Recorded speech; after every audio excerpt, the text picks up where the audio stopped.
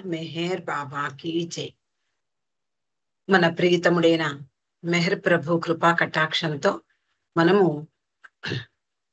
Joyce path చదువుకుంటూ ఉన్నాము.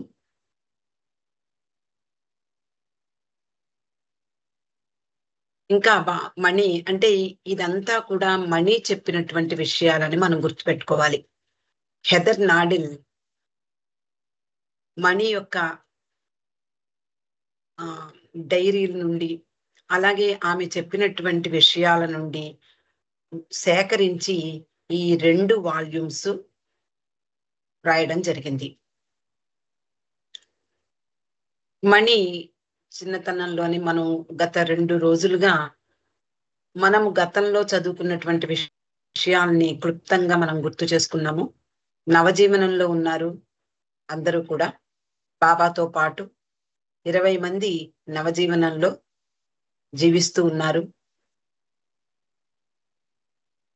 అంజలి మాఫీలో ఉండగా సంగతుల్ని మనము చదువుకుంటూ ఉన్నాం. కుంభమేళాకు బాబా అంటే మోతీచూర్ అనేటటువంటి గ్రామంలో ఉంటూ అక్కడ నుండి నడుచుకుంటూ తన సహచరులతో కుంభమేళా ప్రాంతానికి వెడుతూ అక్కడ సాధువుల్ని దర్శనం చేసుకుంటూ వస్తూ ఉన్నారు. ప్రతిరోజు ఇదే పని. వర్షం వచ్చినా, చలి ఉన్నా, ఎలాంటి పరిస్థితులు ఎదురైనా కూడా బాబా ఈ తన కార్యక్రమాన్ని విడిచిపెట్టలేదు. బాబా సాధువులతో చేస్తున్నటువంటి పని పూర్తయింది. ఒకరోజు 3000 మందిని ఒకే రోజు 11 గంటల పాటు శ్రమించి, అంటే ఆ ఆశ్రమాల చుట్టూ తిరుగుతూ ఆ సాధువులు ఎక్కడుంటే అక్కడ, అలాగే వాళ్ళు నడుచుకుంటూ వెడుతుండగా ఎదురైనటువంటి సాధువుల్ని ఆపి వాళ్ళకి పాదాభివందనం చేసి మరొక సాధువు దగ్గరికి వెళ్ళడం, ఇలా బాబా తన కార్యక్రమాన్ని నిర్వహిస్తూ వచ్చారు. మొత్తం 10,000 మంది సాధువులను కలిశారు బాబా. తర్వాత మంజరి మాఫీకి వాళ్ళందరూ తిరిగి వచ్చారు. మణి కుంభమేళ గురించి ఇలా చెబుతూ ఉండేదట. మహాకుంభమేళ రోజు బాబా వీళ్ళందరినీ కూడా, అంటే స్త్రీలను పురుషులను కూడా ఆ ప్రాంతానికి తీసుకువెళ్లారు. హరిద్వార్ తీసుకువెళ్లారు. అక్కడ వీళ్ళందరూ మంజరి మాఫీ నుండి హరిద్వార్కు వెళ్ళారు. హరిద్వార్లో ఆ దృశ్యం అంతా కూడా నిజానికి హృదయానికి హత్తుకునేలా ఉంది. వర్ణించడానికి మాటలు చాలవు అని చెప్తూ ఉండేదట మణి. భారతదేశంలో ఎక్కడ ఉన్న హిందూ మతానికి చెందినటువంటి భక్తులు అందరూ కూడా కోట్లాది మంది గంగా నదిలో స్నానం ఆచరించి వారి పాపాలు పోగొట్టుకోవడానికై వచ్చారట. ఎక్కడ చూడండి ప్రార్థనలు, గంటల మోతలు, శ్లోక పఠనాలు, భజనలు. ఆ ప్రదేశం అంతా కూడా మారుమ్రోగిపోయింది. బాబాతో స్త్రీలందరూ ఒక హోటల్లో ఉన్నారు. ఆ హోటల్ మరి వీళ్ళు వెళ్ళాలి అంటే అంత జనసందోహంలో వెళ్ళడం కష్టం. కాబట్టి బాబా ఆ హోటల్ డాబా మీదకి ఎక్కి ఆ దృశ్యాన్ని చూద్దాము అని అన్నారు. ఆ హోటల్ యజమాని అక్కడికి వెళ్ళి చూసేందుకు అనుమతించాడు. వాళ్ళందరూ కూడా బాబాతో కలిసి, అంటే స్త్రీలు 4, మనకందరికీ గుర్తుండే ఉంటుంది, మెహరా, మణి, మెహ్రూ, గుహెర్. వీళ్ళ 4 కలిసి బాబాతో ఆ హోటల్ డాబా మీదకి వెళ్ళారు. బాబా అలాగే ఆయన యొక్క సహచరులను డాబా మీదకు వెళ్ళి చూసేందుకు ఈ హోటల్ యజమాని అంగీకరించాడు. కానీ ఆ హోటల్ యజమానికి మాత్రం బాబా దర్శనానికి మాత్రం అంగీకరించలేదు. అంతేకాకుండా బాబాని దూరం నుండి చూడవచ్చు అని మాత్రం చెప్పారు. మణి అంటుంది, ఎక్కడ గంగానది కనిపించటం లేదట. మొత్తం జన సందోహంతో నిండిపోయిందట ఆ హరిద్వార్ అంతా. నదీ ప్రవాహంలో ఎక్కడో చిన్న బోట్లు పువ్వులు దీపాలు నింపుకుని తీసుకువస్తూ కనిపించాయట. రంగుల ప్రపంచంలా ఉంది. హడావిడిగా సందడిగా ఉన్న ఉద్వేగంతో ఉత్సాహంతో నిండిపోయి ఉంది ఆ ప్రదేశమంతా అంటూ మణి వర్ణించేది. కింద పురుషులున్నారు. ఆ పురుషులు ఆ సమూహం మధ్య గందరగోళంలో ఉన్నారు. ఎందుకో బాబాకి హఠాత్తుగా అసంతృప్తి మొదలైంది. కోపం కూడా వచ్చింది. హోటల్ మేనేజర్ని తన చిరాకును ప్రదర్శిస్తూ ఒక సందేశం పంపించారు. అంతట్లోనే ఎప్పటిలాగే మామూలుగా అయిపోయారు బాబా. అది మణి అంటుంది, బాబాకే సాధ్యం. అంటే చూడండి, ఒకసారి కోపం వచ్చి దాన్ని తమాయించుకుని మళ్ళీ మామూలు స్థితికి రావడానికి కొన్ని నిమిషాలు పడుతుంది ఎవరికైనా. కానీ బాబా విషయంలో అలా ఉండేది కాదు. ఆయన మూడు అంత హఠాత్తుగాను మారిపోయేది. అలాగే మళ్ళీ మామూలు స్థితికి కూడా అంత హఠాత్తుగాను వచ్చేసేవారు. బాబా స్త్రీలందరితో నడిచి వస్తూ ఉన్నారు. దూరంగా ఆ హోటల్ యజమాని మౌనంగా నిలబడి చూస్తూ ఉన్నాడు. అతన్ని చూసి బాబా మణిని పిలిచారు. పిలిచి అతని దగ్గరకు వెళ్ళి, నేను చెప్పిన మాటలు చెప్పు అన్నారు. బాబా ఏం చెప్పారు అంటే, అతడు చేసిన ఏర్పాట్లన్నీ కూడా నాకు సంతోషం కలిగించాయి. అతని పట్ల కోపం తెచ్చుకున్నాను. దానికి క్షమించమని అడగమన్నారు. అంటే దేవాది దేవుడైనటువంటి ఈ భూమి మీదకు వచ్చి ఎలాంటి హ్యూమిలియేషన్, అణకువ చూపిస్తున్నాడు అంటే అది మానవ మాతృలకు సాధ్యం కాదు. మణి వెళ్ళి బాబా సందేశాన్ని అతనికి అందించింది. కానీ అతని ముఖం చూసేసరికి బాబాను క్షమించమని అడగడం ఎలా సాధ్యం? మణికి కష్టంగా ఉంది.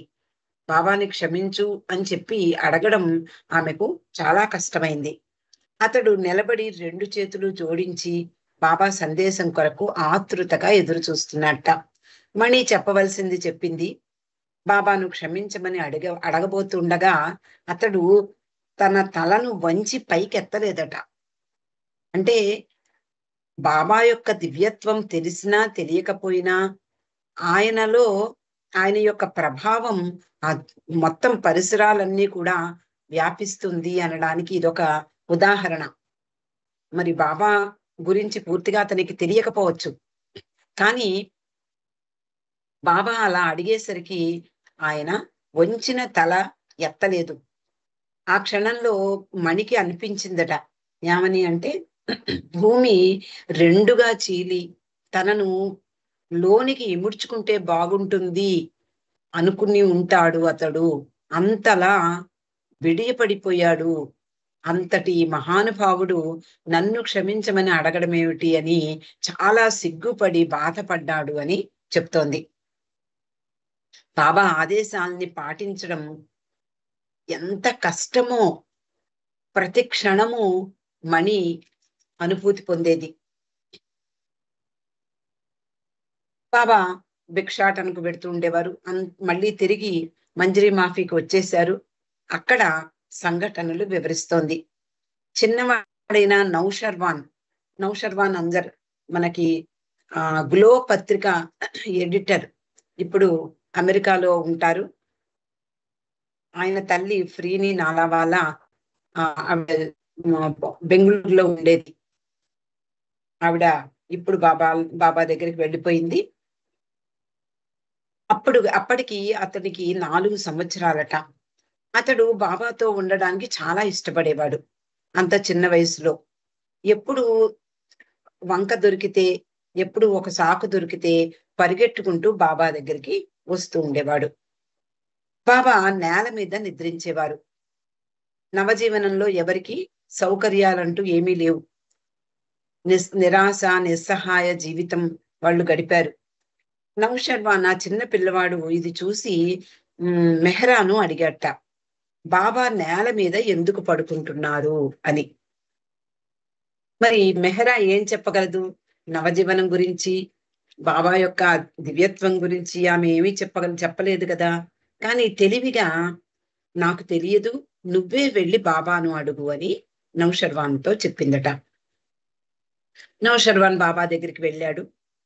ఆ సంగతి అంతా కూడా అప్పటికి మర్చిపోయారు అందరూ. కొంత సమయం గడిచాక ఆ బాలుడు మళ్ళీ మెహ్రా దగ్గరకు వచ్చాడు. మెహ్రా, బాబాను అడిగావా అని అడిగింది. ఆ బాలుడు ఓ ఎస్ అన్నాడు. బాబా ఏం చెప్పారు అని అడిగింది మెహ్రా.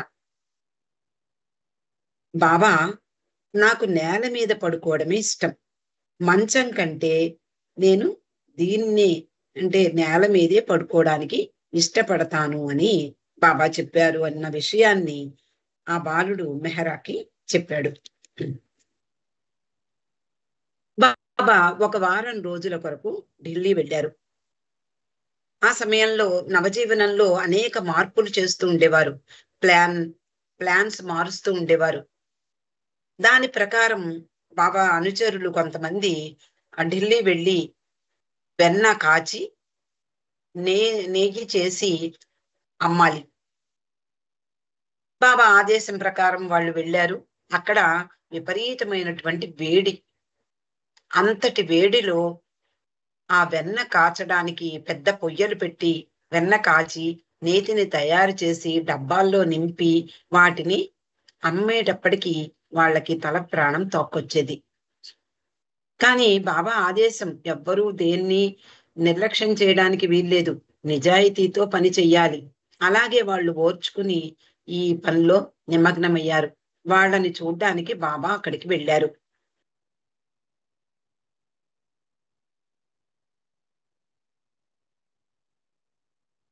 వాళ్ళకి 2 నెలలు కష్టపడితే వచ్చిన లాభం 200 రూపాయలట.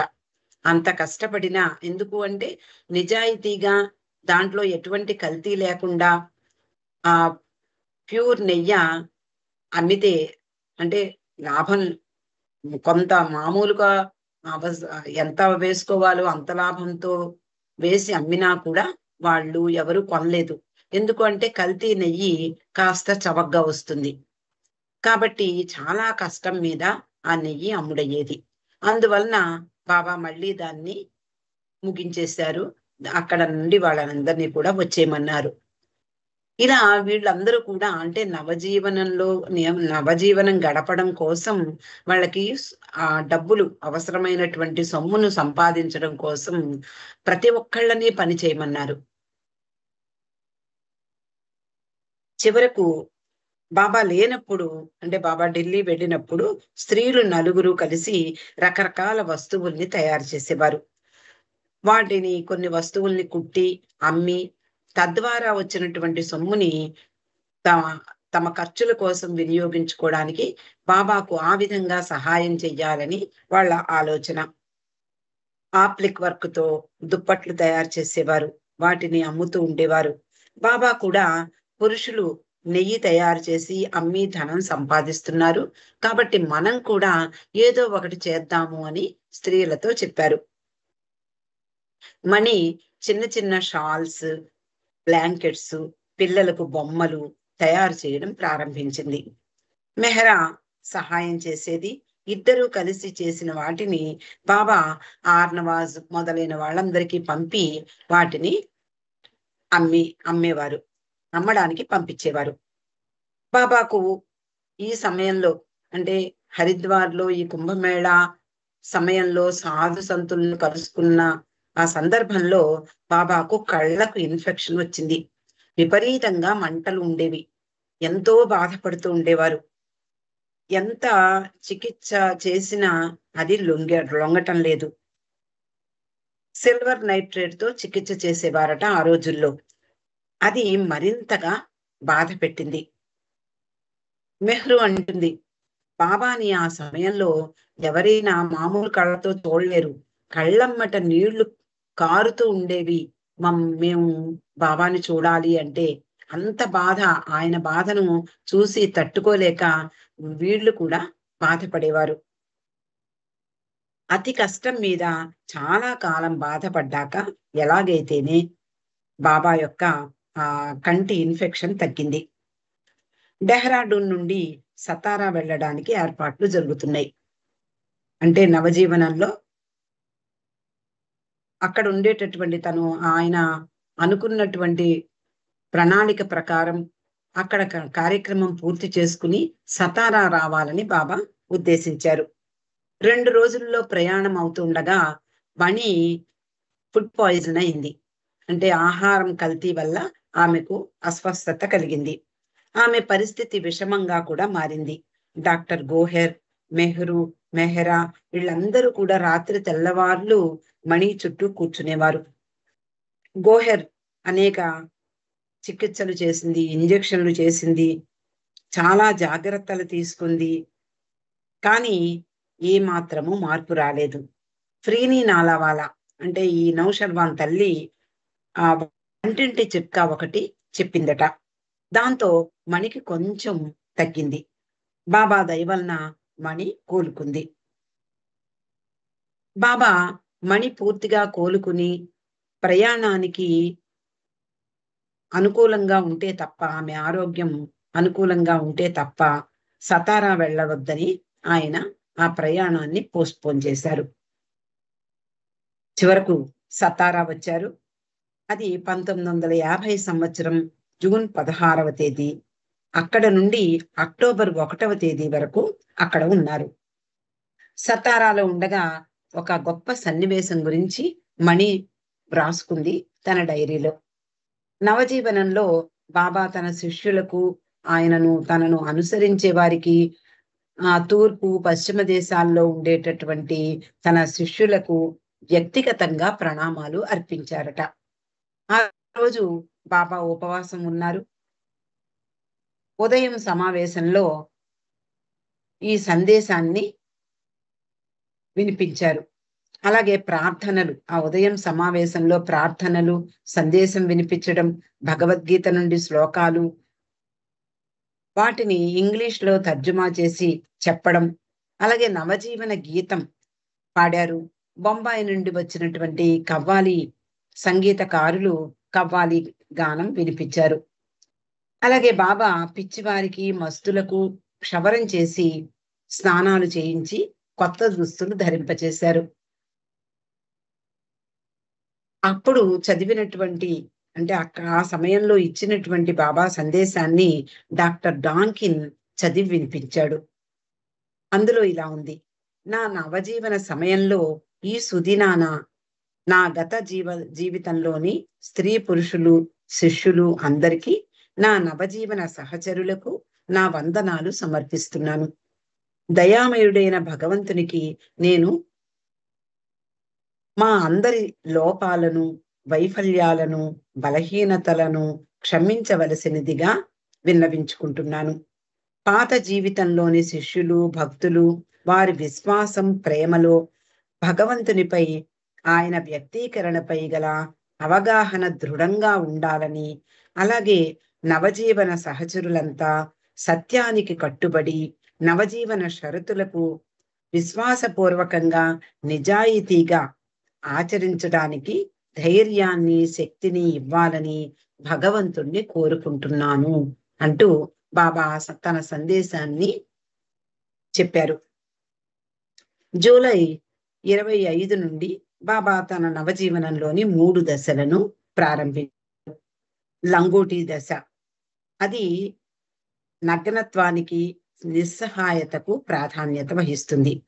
భిక్షాటన, పేదరికానికి, నిస్సహాయతకు అది ప్రాధాన్యత వహిస్తుంది.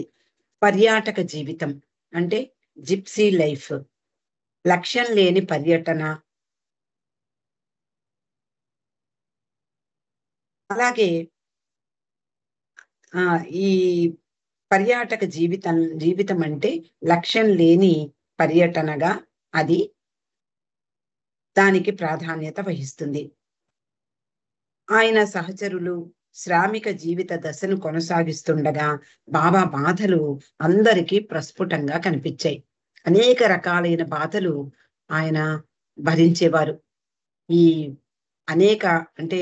ఈ కుంభమేళా రోజుల్లో ఉదయం తెల్లవారుజామున 4 గంటల నుండి కూడా రాత్రి 8 అయ్యే వరకు అలా తిరుగుతూనే ఉండేవారు. ఎంతో శ్రమించారు. మొత్తం శరీరం అంతా కూడా అలసటకు గురైంది. జూలై 26న బాబా సతారాలో హన్సామా అంటే ప్రధాన వంటవాడు, కేర్ టేకర్, అతని ఇంటి నుండి భిక్ష అడిగి తీసుకున్నారు. తర్వాత కొన్ని రోజుల్లో బాబా 2 సార్లు భిక్షాటన చేశారు. ఒకసారి ఒక హిందూ కుటుంబం నుండి భిక్ష స్వీకరించారు. మరొకసారి మహమ్మదీయుల ఇంటి నుండి భిక్షను స్వీకరించారు. మధ్య మధ్యలో ఉపవాసం చేస్తూ ఉండేవారు. బాబా కళ్ళకు వచ్చినటువంటి ఆ ఇన్ఫెక్షన్ మళ్ళీ వచ్చిందట. అంతేకాకుండా ఎప్పుడూ బాబా కడుపులో బాగుండేది కాదు. స్టమక్ అప్సెట్ అవుతూ ఉండేది. చాలా బలహీనంగా కనిపించసాగారు. ఆగస్టు 1వ తేదీన బాబా గోహెర్, నీలు డాక్టర్లు వీళ్ళిద్దరూ, డాక్టర్ గోహెర్, డాక్టర్ నీలు సూచించినట్లుగా ఆహారం తీసుకోసాగారు. చాలా అనారోగ్యంతో కనిపించారు. ముఖ్యంగా ఈ కంటి కలక చాలా బాధ పెట్టేది. కంటి గురించి ఒక ఐ స్పెషలిస్ట్ దగ్గరికి వెళ్ళినప్పుడు కన్నంతా కూడా బానే ఉంది, ఈ ఇన్ఫెక్షన్ తగ్గితే ప్రాబ్లం ఉండదు అని చెప్పారట. బాబా అనారోగ్య కారణంగా కొంత ఉపశమనం పొందాలనే ఉద్దేశంతో పూనా, బొంబాయి వెళ్ళాలనుకున్నారు. కాబట్టి బాబా వెళ్ళాలనుకుంటున్నారు కాబట్టి పూనాలోను, బొంబాయిలోను తగిన వసతి ఏర్పాటు చేయమని చెప్పి అక్కడి శిష్యులకు ఆదేశం ఇచ్చారు. వాళ్ళందరూ కూడా బాబాకు తగినటువంటి వసతి సమకూర్చేందుకు వెతకడం సాగించారు. ఈ సమయంలో బాబా అనారోగ్యంతో ఉన్న కారణంగా మండలి వారి దగ్గరికి బాబా ఎప్పుడూ వెడుతూ ఉంటారు. కానీ ఈ సమయంలో మాత్రం మండలి వారే బాబా గదికి వస్తూ ఉండేవారు. ప్రార్థనలు, సమావేశాలు, నవజీవన గీతం, అలాగే కవ్వాలి సంగీతం అప్పుడప్పుడు జరుగుతూ ఉండేవి. కర్టెన్ అవతల కూర్చుని స్త్రీలు కూడా ఈ సమావేశంలో పాల్గొని అక్కడ జరిగేటటువంటి సంకీర్తన కార్యక్రమాన్ని వింటూ ఉండేవారు. నవజీవనంలో బాబాను గురువుగా సంబోధించకూడదు.